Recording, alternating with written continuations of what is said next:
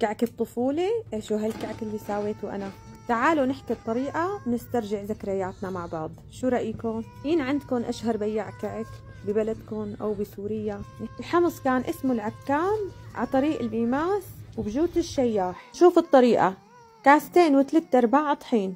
وانتبهوا معي، هون أنا حطيت نص كاسة حليب، معلقتين طعام ممتلئين زبدة حيواني، وإذا ما في معلقتين سمنة بقرية، وربع كاسة زيت أونا بنفس الكوب اللي نحن عم نعير فيه السمنة والحليب، تمام مثل ما أنا عم ساوي. معلقة صغيرة يانسون ومعلقة صغيرة بيكنج باودر، والسكر حسب الرغبة، بتحبي تحطي ربع كاسة أو نص كاسة، أنا حطيت نص كاسة. خلطت المحتويات الجافة مع بعضهم، وبعدين كاسة الحليب مع الزبدة اللي ساويناها، ومزجت العجينة منيح وريحناها ساعة. أخذت شقوفة من العجينة وعملتها على شكل رول، ودهنتها وجهين بالحليب مشان يلزق فيها السمسم، وعملته على اللايف وكل الناس طلبت المقادير، وقلت لهم اليوم الصبح بنزلكم اياه. وشغلت الفرن من فوق ومن تحت على درجة حرارة 170 لحتى عطاني اللون الذهبي اللي أنا بحبه، يعني تقريبا أخذت معي الصينية 3 ساعة.